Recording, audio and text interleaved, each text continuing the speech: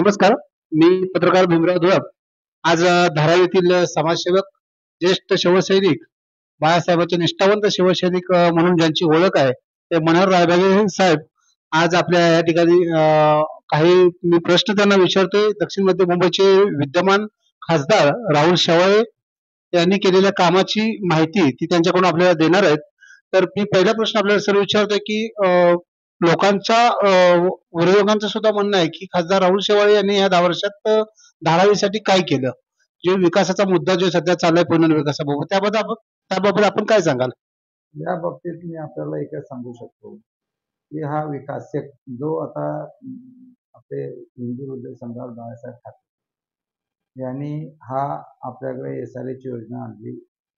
कारण धारावी ही आशियातली सगळ्यात मोठी झोपडपट्टी आहे आणि त्याचा विकास करण्यासाठी प्रामुख्याने बाळासाहेब ठाकरे यांनी SRH योजना आणली.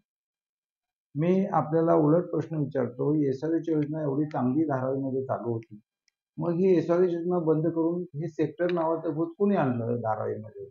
बरं, मी असा प्रश्न उलट विचारेन की सगळी मुंबई, ठाणा, न्यू मुंबई SRH योजनेखाली या ठिकाणी विकास होतो, मग आमच्या धारावीलाच का त्या सेक्टरमध्ये घेतलं?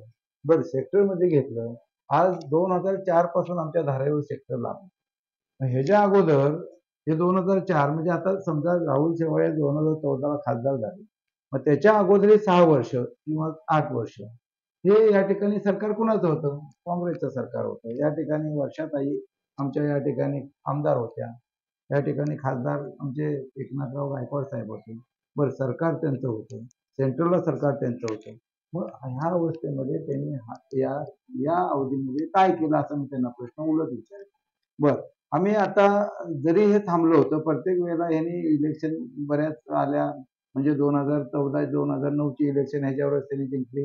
आम्ही असं करणार आहे, सेक्टरचा विकास असा करणाऱ्या लोकांना घरं अशी देणार, अशा पद्धतीच्या आमच्याकडे बऱ्याचशा मॅप दाखवून किंवा बरेचसे म्हणजे असे पत्रकं काढून इलेक्शननंतर लोकांना फक्त म्हणजे पजल करून लोकांच्या फक्त दिशाभूल करून इलेक्शन जिंकल्या. 2009ची इलेक्शन जिंकली, 2014ची पण जिंकली आणि त्यानंतर आता 2014 नंतर 2019 आणि आता समजा 2014च्या 2019 10 वर्ष आमचे समजा शेवाळे साहेब खासदार आहेत. शेवाळे जनरली काय होतं, महाराष्ट्राचा विकास करत असताना या ठिकाणी आमदार म्हणून वर्षाताई यांचं जास्त या ठिकाणी चालतं. खासदार हे मोठमोठ्या स्कीम सेंटरच्या करत असताना शेवाळे साहेबांनी या ठिकाणी विकास करण्याचा प्रयत्न केला असताना बऱ्याच वेळा त्यांना या ठिकाणी अडचणी निर्माण झाल्या. कारण महाराष्ट्र सरकारच्या ज्या वेगळ्या काही अधिकार किंवा वेगळ्या त्यांच्या स्कीम आहेत त्याच्यामध्ये खासदार इंटरव्ह्यू करू शकत नसतात.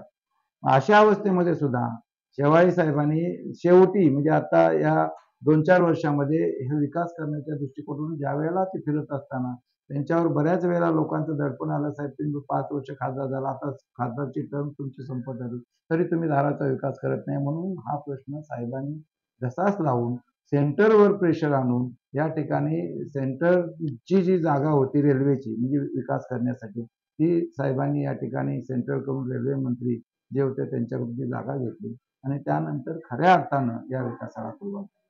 जर आज आपल्याला सेक्टर करण्यासाठी जर त्यांना स्थलांतर करण्यासाठी जर आपल्याकडे जागा नसेल तर विकासच होऊ शकत नव्हता. म्हणून साहेबांनी या ठिकाणी प्रयत्न करून बऱ्या अर्थानं म्हणजे खूपच साहेबांनी प्रयत्न करून ती जागा मिळवली आणि विकासाला एक प्रकारे चालना दिलेली आहे. कोण म्हणत असेल की बाबा या ठिकाणी काय केलं तुम्ही, तर ह्या साहेबांनी विकासाला खऱ्या अर्थाने चालना दिली ना, आता विकास चालू आहे. हे सगळ्यांनाच माहिती आहे त्यांनी काय केलं. बघा, आज खऱ्या अर्थानं जर विकास त्यांना करायचा असता तर त्यांनी कधीच विकास केला नसता. पण हे विकासाच्या नावावर फक्त त्यांनी या ठिकाणी काय केलेलं आहे की धारावीच्या जनतेला फक्त फसवण्याचं काम केलेलं आहे. धारावीच्या जनतेला आज या ठिकाणी त्यांना कधीही विकास करून धारावीच्या जनतेला विकसित करायचंच नाही. या ठिकाणी आज 30 वर्ष 35 वर्ष त्यांची सत्ता आहे. आज मी तुम्हाला विचारतो की वर्षाताई गायकवाड ह्या वेळेला 3 वेळा या ठिकाणी मंत्री होत्या. एक महिला बाल विकास मंत्री होत्या, नंतर आरोग्य मंत्री होत्या आणि आता शिक्षण मंत्री होत्या जस्ट आता याच्यामध्ये. तर मी तुम्हाला विचारतो की त्यांनी आज महिला किंवा बाल विकासासाठी मंत्री असून काय केलं आमच्या धारावीच्या? बरं, त्या आरोग्य मंत्री होत्या, त्यांनी एक तरी या ठिकाणी धारावीमध्ये अद्ययावत दवाखाना आणला का? बरं, शिक्षण मंत्री होत्या, एक तरी आमच्याकडे या ठिकाणी त्यांनी चांगली शाळा आणली का? बरं, त्यांनी त्यासाठी प्रयत्न तर केले का? पण या ठिकाणी स्वतःच्या नावावर अनेक म्हणजे संस्था काढून या जमिनी बळकून त्या ठिकाणी संस्था अडक केल्या आणि स्वतःच्या संस्था चालू आहेत त्यांच्या सगळ्या मोठमोठ्या संस्था चालू आहेत.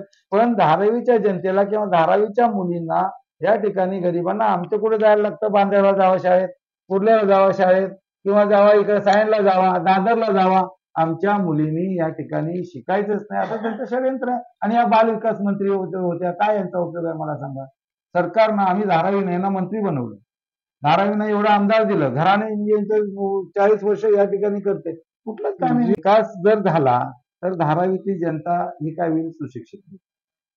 एक लक्षात ठेवा, ज्यावेळेला जनता सुशिक्षित होते, शिक्षित होते, त्यावेळेस ते त्यांची विचार करण्याची क्षमता किंवा त्यांचे विचार प्रगल्भ होतात आणि मग त्यांना चांगलं वाईट समजायला लागतं.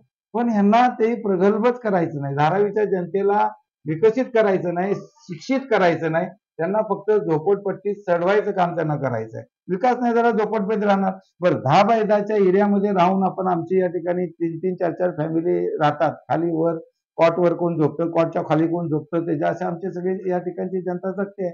पण ह्यांना जर शिक्षित केलं, आता या ठिकाणी आता हे सुशिक्षित म्हणजे ही विकसित न झाल्यामुळे आज धारावीमध्ये आमची जी तरुण पिढी आहे ही व्यसनाधीन होत चाललेली. मी तुम्हाला एक सांगतो की आज मुलांना एक हाताला काम नाही, मुलं शिकलेले आहेत, डिग्री आहेत त्यांच्याकडे, पण मुलांच्याकडे या सरकारमध्ये त्यांनी कधी त्यांच्या हाताला काम दिले नाही, मुलांना सर्व्हिस नाहीत, नोकऱ्या नाहीत.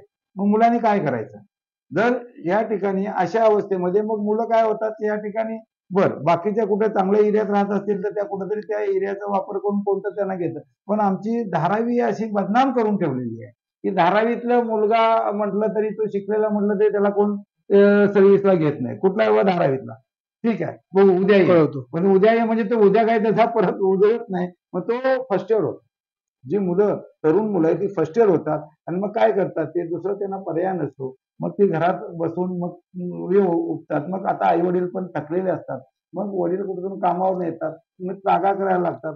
मग ते मुलाला कळतं, ते आईवर राग काढतात, ओरडायला लागतात.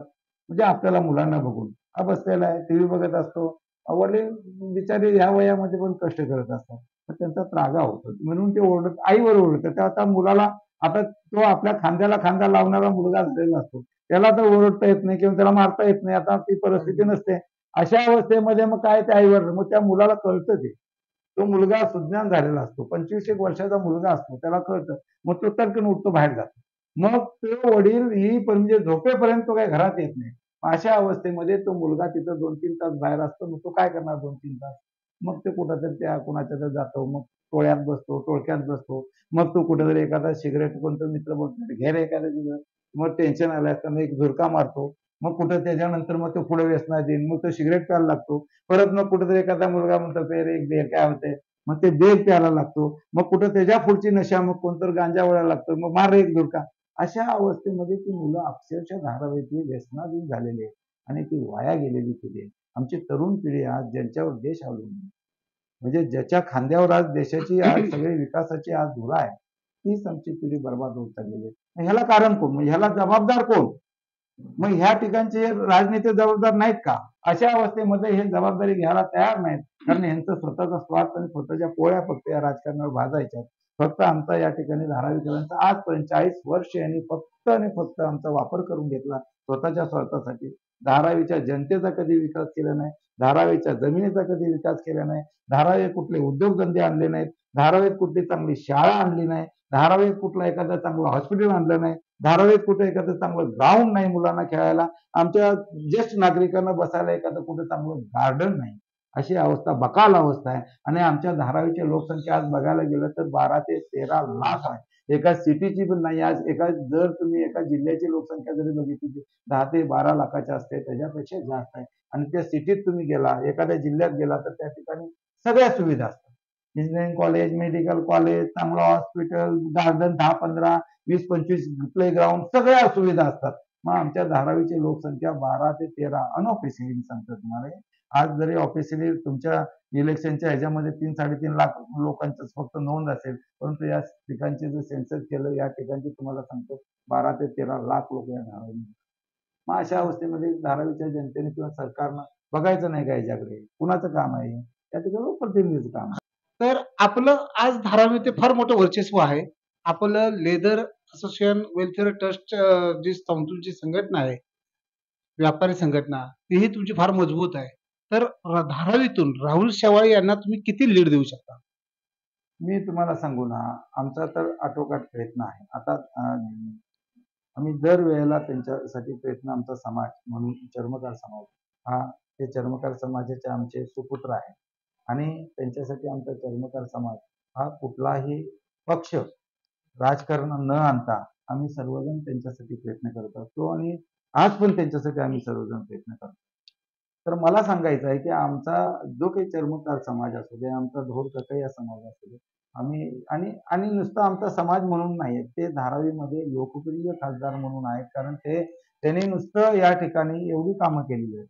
आज मी तुम्हाला सांगतो की एखाद्या तळागाळातल्या एखाद्या साध्या आपल्या कष्टकरी कामगाराने जरी त्यांना फोन केला, आज साहेब आमचं असं असं काम आहे, जरी साहेब बिझी असतील तरी दुसऱ्या तिसऱ्या 2 मिनिटानं 10 मिनिटानं 15 मिनिटानं मीटिंग मधनं आवरल्यानंतर कुणी का असना तो पहिला फोन करून त्याला विचारतात, का रे भाऊ तुझा फोन आला तर काय काम होतं? एवढ्या जीवाभावाचा आणि जमिनीवर राहणारा तळागाळातल्या लोकांची निष्ठेने चौकशी करणारा, वेळ प्रसंगी कुठल्याही क्षणामध्ये जवळ असतील तर त्यांच्या ठिकाणी जाऊन त्यांचं सांत्वन करणारा, त्यांना उभा राहून त्यांच्या पाठीशी बंधू म्हणून, एखादा त्यांचा पिता म्हणून, एखादा भाऊ म्हणून अशा पद्धतीने तो काम करणारा माणूस आहे आणि डाऊन टू अर्थ आहे. आज त्यांना कुठलेही मी खासदार आहे आणि मी फार मोठा आहे असं त्यांना कुठल्याही पद्धतीचा अहमपणा त्यांच्यात नाही आहे. आणि असा जो माणूस आहे म्हणजे तो सर्वांना आपलासा वाटतो. म्हणजे ते खासदार म्हणून कधीच कोण नाही, म्हणजे सर्वसामान्य माणूस सुद्धा त्यांच्याशी आपला म्हणून बोलतो. म्हणजे एवढे ते म्हणजे ते एक या समाजामध्ये किंवा धारावीच्या जनतेमध्ये मिक्सअप झाले. धारावीच्या कुठल्याही समाजामध्ये मी आमच्या समाजाच्या म्हणून बघतो, आमच्या समाजाकडे बघतात असे नाही आहे. मग या ठिकाणी अनेक समाज आहेत. या ठिकाणी तुमचे आज आमच्याकडे या ठिकाणी बऱ्याच मोठ्या प्रमाणात मुस्लिम समाज राहतो. पण मुस्लिम समाजाच्या म्हणजे गळ्यातले ते ताईत आहेत. मी तुम्हाला सांगतो की बाकीच्या ठिकाणी या मोदी फॅक्टरमध्ये आमचा मुस्लिम समाज आज काही लोकांना मतं देत नाही, पण धारावीतला मॅक्झिमम मुस्लिम समाज आज त्यांना जास्तीत जास्त मतं देऊन आज मी तुम्हाला सांगतो की धारावीमध्ये आज तुम्हाला त्यांना रिझल्ट लागल्याने तुम्हाला कळेल की धारावीमध्ये ज्यांना मिळालेली जी मतं आहेत ती रेकॉर्ड ब्रेक मतं असतील. आणि ह्या वेळेला आज आम्ही सर्व लोकांनी म्हणजे मीच नाही तर धारावीतले सर्व जे त्यांचे कार्यकर्ते आहेत, आमचे पदाधिकारी आहेत, या ठिकाणचे अनेक समाजाचे नेते आहेत, अनेक समाज आहेत, म्हणजे अनेक छोट्या छोट्या संस्था आहेत, व्यापारी संस्था आहेत, या सर्वांनी ठरवलेलं आहे की आज धारावीमध्ये शेवाळे साहेबांना परत तिसऱ्या वेळेला हॅट्रिक करून त्यांना या ठिकाणी सत्तेवर बसवायचं. आणि आता सर्वांची एक अपेक्षा अशी आहे, साहेबांनी नुसतं खासदार म्हणून काम करायचं नाही. आता सर्वांची एक अपेक्षा आहे की त्यांनी आता देशाचं नेतृत्व करायचं आहे आणि या दिल्लीमध्ये एक चांगल्या म्हणजे अशा भारदस्त मंत्रिपदावर त्यांना बसावं आणि त्यांनी देशाचं नेतृत्व करावं अशी सगळ्यांची इच्छा आहे आणि अशा सर्वांचा त्यांना एक शुभेच्छा आणि आशीर्वाद आहे. आणि मला खात्री आहे ह्या वेळेला ते 1000% 100% मी म्हणत नाही, तर 1000% या ठिकाणी ते निवडून येणार आहेत, चांगल्या मताने निवडून येणार आहेत. आणि मी तुम्हाला सांगतो की सरकार पण मोदी सरकारच येणार आहे. आणि अशा अवस्थेमध्ये ज्या वेळेला हे सरकार येईल त्यावेळेला मी तुम्हाला सांगतो की पहिल्याच मिनिस्ट्रीमध्ये पहिल्या मिनिस्ट्रीची ज्यावेळी लिस्ट डिक्लेअर होईल त्याच्यामध्ये प्रामुख्यानं सर्वप्रथम आपल्या शेवाळे साहेबांचं नाव असेल, हे मी अभिमानाने सांगतो आणि विश्वासपूर्वक तुम्हाला सांगतो. एवढं त्यांचं काम आहे. खूप खूप धन्यवाद, धन्यवाद. धन्यवाद. नमस्कार.